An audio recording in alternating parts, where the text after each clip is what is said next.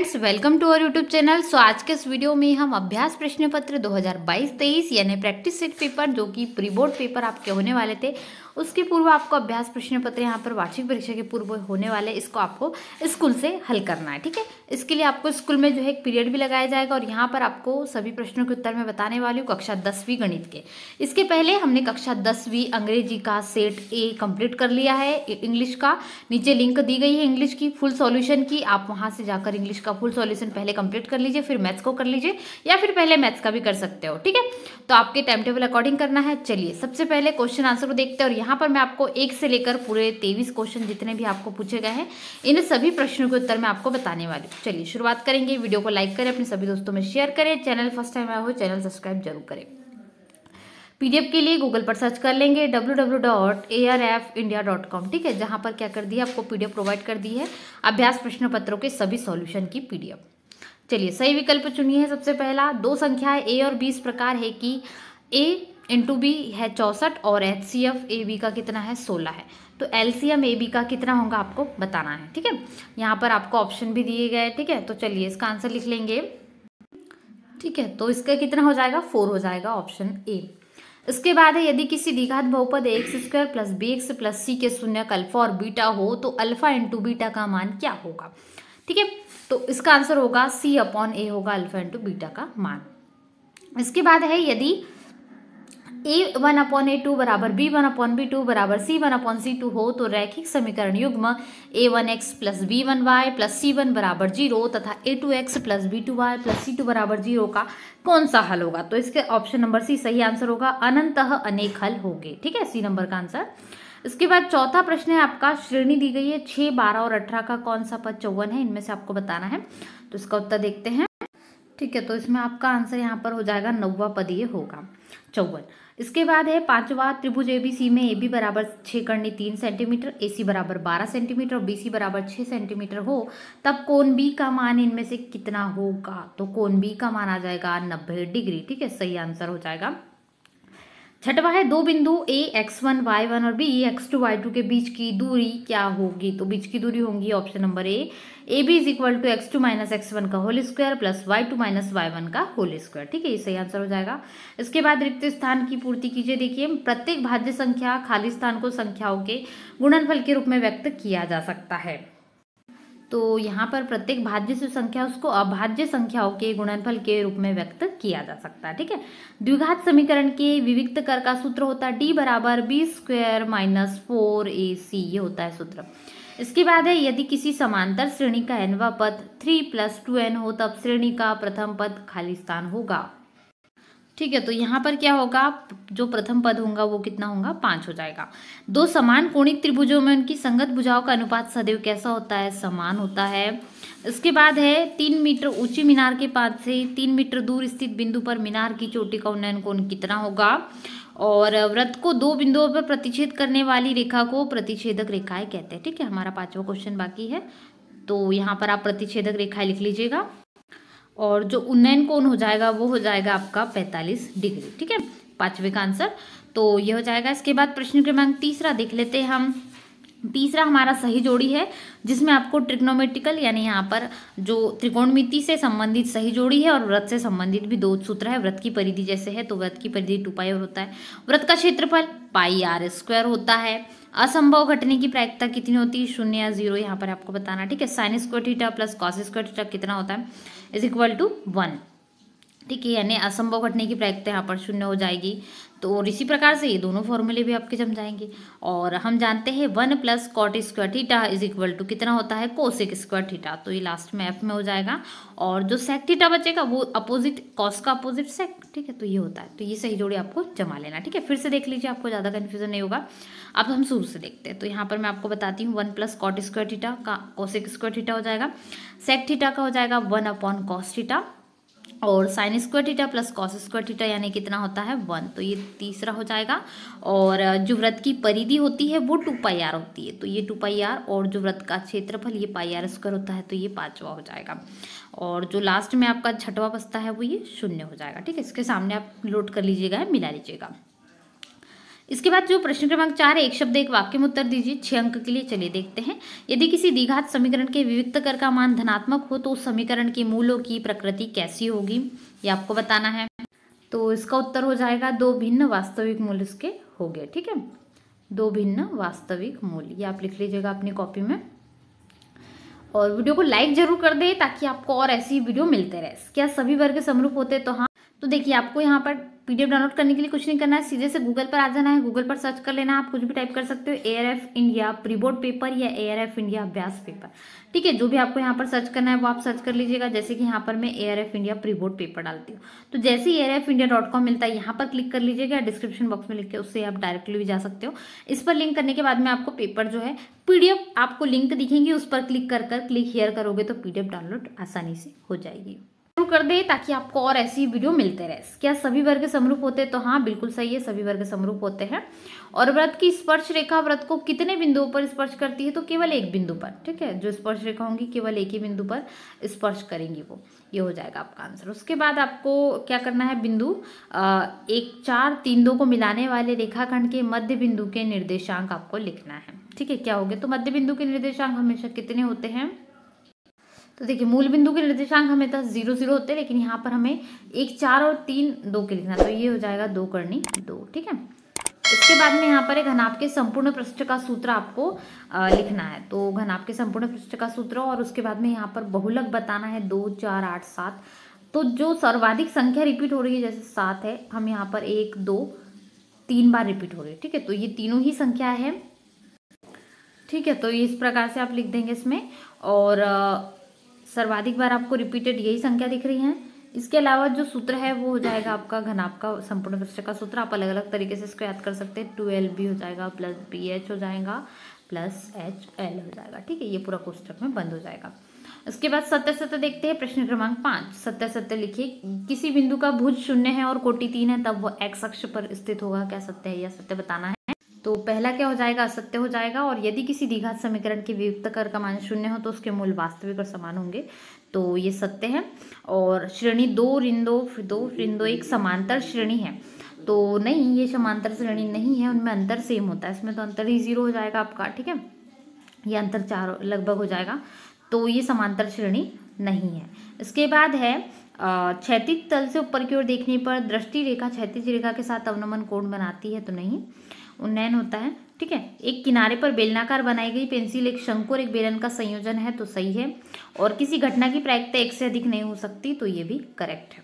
ठीक है, तो ये आपको लिख लेना है यहाँ पर। और जो सत्य सत्य मैंने बताया, इन सभी को नोट कर लीजिएगा फटाफट से। इसके बाद में है, आगे बढ़ते हैं। PDF डाउनलोड करना चाहते हैं, गूगल पर सर्च कर लीजिए www.arfindia.com। आप इसमें व्याख्या करना है अगले प्रश्न में। 7 × 11 यहाँ पर है गुणनखंड जो भाज्य संख्या दी गई क्यों है, इसमें आपको बताना है। ठीक है, इसका अथवा में भी क्वेश्चन है। संख्या 5005 को अभाज्य गुणनखंडों के गुणनफल के रूप में व्यक्त करना है। चलिए, 2 अंक वाला प्रश्न, इनके उत्तर देख लेते हैं। तो चलिए, इस प्रश्न का उत्तर देख लेते हैं। यहाँ पर लिखा है, व्याख्या कीजिए कि जो आपको प्रश्न है इसमें भाज्य संख्या क्यों है। तो इस प्रश्न का यहाँ पर दिया गया है, इसको फटाफट से हल कर लीजिएगा। ठीक है, व्यंजक के रूप में है, हम इसमें कुछ नहीं करेंगे, संख्या कॉमन ले लेंगे। आपको इसमें 13 नजर आ रहा है। ठीक है, तो 13 संख्या कॉमन ले लेंगे, तो जहाँ 13 नहीं वहाँ पर 1 बचेगा, तो 11 गुणित 1 11 ही होगा। यहाँ पर 1 बचेगा, तो धन का 1 है।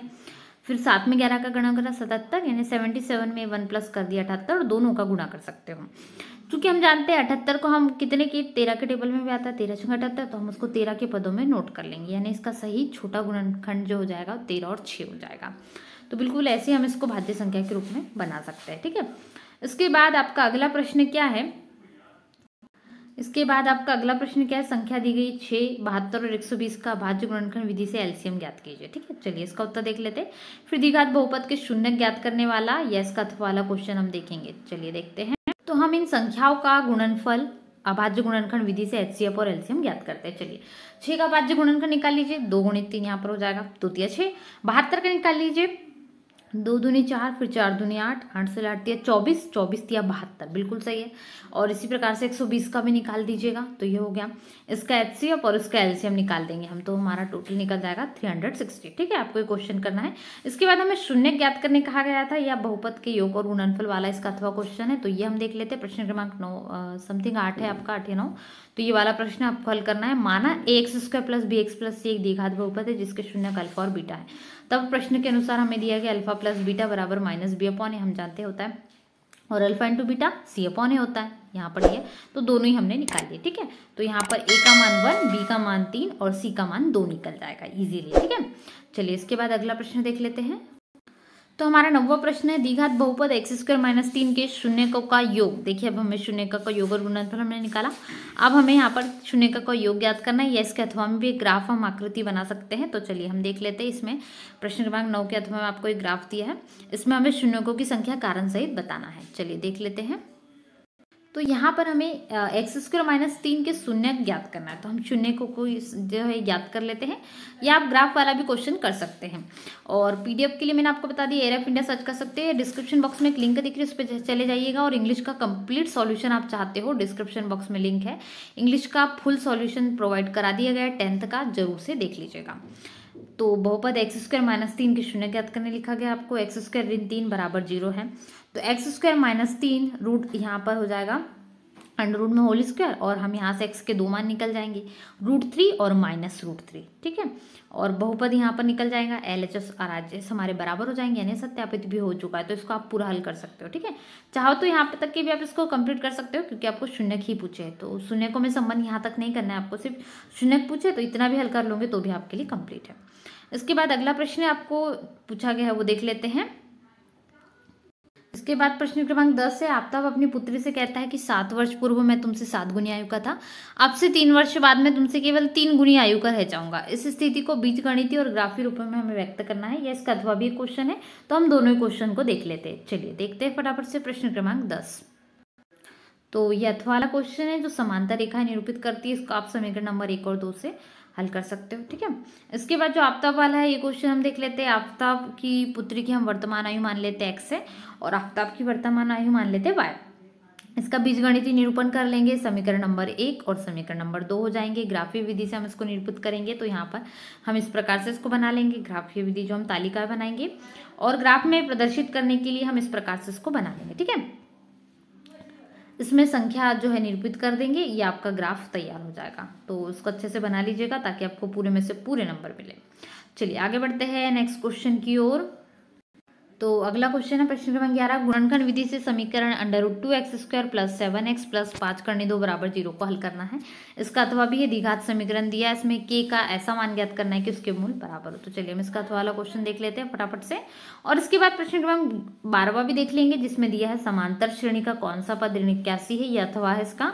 2 संख्या दे दी गई, इनमें पदों की संख्या हमें ज्ञात करना है। चलिए प्रश्न क्रमांक 11 और 12 का हल देख लेते हैं। तो प्रश्न क्रमांक 11 आपको हल कर लेना है, द्विघात समीकरण दिया है, इसमें आपको ऐसा समीकरण ज्ञात करना है जिसके मूल बराबर हो। ठीक है, तो ये हो जाएगा आपका प्रश्न क्रमांक 11, इसी में आपको जो वास्तविक और मूल समीकरण होंगे। ठीक है, ये हो जाएगा। इसके बाद जो अगला क्वेश्चन था प्रश्न क्रमांक, इसी में आपको अथवा वाला भी क्वेश्चन दिया है, तो ये भी आप हल कर सकते हो, ये मूल है। ठीक है, इसके बाद आपको इसके आगे क्वेश्चन पूछा था प्रश्न क्रमांक 12 और 21, 18 और 15 का कौन सा पद ऋण 81 है, तो इसको हल कर लीजिएगा। ठीक है, पूरे में से पूरे नंबर मिलेंगे। वीडियो को लाइक करें, चैनल फर्स्ट टाइम आए हो चैनल सब्सक्राइब जरूर कर लीजिए, ताकि आने वाली ऐसी ही वीडियोस आपको मिलते रहे। अगला प्रश्न है आपका, चलिए अगला प्रश्न है आपका, आकृति में D समांतर है BC के, तो EC का मान ज्ञात कीजिए। ठीक है, एक चित्र दिया, इसमें आपको ABC त्रिभुज है, इसमें यहाँ पर आपको दिख रहा है जो पैरेलल खींची गई एक रेखा इसको विभाजित कर रही है। ठीक है, तो ये है, इसके अथवा में भी एक क्वेश्चन है, तो ये भी हम देख लेते हैं। इसके बाद प्रश्न क्रमांक 14 भी देखेंगे, जिसमें XY में एक संबंध ज्ञात करना है, बिंदु दी गए इनसे समदूरस्थ हो ऐसा हमें समीकरण करना है, या फिर इनके बीच की दूरी हमें ज्ञात करना है। तो दोनों ही क्वेश्चन हम हल देख लेते हैं, प्रश्न क्रमांक 13 और 14 का। तो देखिए जो चित्र दिया है, इसमें हमें यहाँ पर रेखा दी गई, तो ये दोनों एक दूसरे की क्या समांतर, तो दोनों इस प्रकार से होंगे, यानी AD और AE बराबर होंगे। बिल्कुल, ये AD हो गया और ये AE बराबर होंगे, और यानी AD जो AD/DB जब प्राप्त होगा तो वो इससे क्या मिलेगा, AD और DB से हमें पूरा क्या मिल जाएगा, AB पूरा प्राप्त हो जाएगा। बिल्कुल सही है, और जो हमें AE है इतना AE और उसके साथ में EC मिलाने से पूरा AC प्राप्त हो जाएगा। ठीक है, तो इसी प्रकार से हमने इसको कर लिया प्रमेय से, आधारभूत समानुपातिकता प्रमेय से हल करेंगे इसको। और इसके अथवा वाला क्वेश्चन था ऋण 5 और 7 और ऋण 1 और 3 के बीच की दूरी ज्ञात करो, तो ये भी आपको हल कर लेना। ठीक है, अथवा वाले क्वेश्चन भी आपको बताया जा रहा है ताकि स्कूल में यदि आपको करने के लिए कहा जाए तो आपको कोई दिक्कत नहीं जाएंगी। चलिए अगला प्रश्न हम देखेंगे। तो आपका प्रश्न क्रमांक 15 है, यदि साइन ए बराबर 3/5 हो तो tan a का मान परिकलित कीजिए। यदि tan a बराबर cot b हो तो सिद्ध करना है a + b बराबर 90 डिग्री। दोनों ही अथवा क्वेश्चन है, इसको देखेंगे। और एक चित्त प्राप्त करने की प्रायिकता ज्ञात करना है जब एक सिक्के को एक बार उछाला जाता है। साथ ही एक पट प्राप्त करने की भी प्रायिकता आपको ज्ञात करना है। इसका अथवा भी क्वेश्चन है। और यदि p ऑफ e बराबर 0.05 है तो e नहीं की प्रायिकता आपको क्या है ये बताना है। इसके बाद है, यदि tan a बराबर cot b है तो सिद्ध कीजिए कि a + b बराबर 90 डिग्री। ठीक है, ये वाला क्वेश्चन है, इसको हल कर लीजिएगा। इसी प्रकार से यहाँ पर कुछ नहीं करना है आपको, बस फॉर्मूला लगाना है। चूंकि हम जानते हैं tan a बराबर cot 90 - a होता है, तो इसी प्रकार से इसको हल कर लीजिएगा। ठीक है, तो ये प्रूव हो जाएगा। इसके बाद में नेक्स्ट क्वेश्चन जो हमारा वो है एक चित्त प्राप्त करने वाली, पट प्राप्त करने की प्रायिकता ज्ञात करने वाला। तो इस क्वेश्चन को हल कर लीजिएगा। पीडीएफ के लिए गूगल पर सर्च कर ले www.arfindia.com, जहां पर आपको अभ्यास प्रश्न पत्र की सभी विषयों की सॉल्यूशन सहित ये जो पीडीएफ आप देख रहे हैं, ये पीडीएफ आपको वहां पर प्रोवाइड करा दी गई। डिस्क्रिप्शन बॉक्स में लिंक है, उसमें जाकर जरूर से पीडीएफ डाउनलोड कर लीजिएगा। इसके बाद है प्रश्न क्रमांक 17, एक बक्से में 3 नीले 2 सफेद 4 लाल कंचे। यदि बक्से में से एक कंचा यादृच्छिक है, हमारी इच्छा अनुसार हम कोई भी निकाल ले, तो इसकी क्या प्रायिकता है यदि कंचा लाल है नीला है। और इसके अथवा में बल्ब वाला क्वेश्चन है।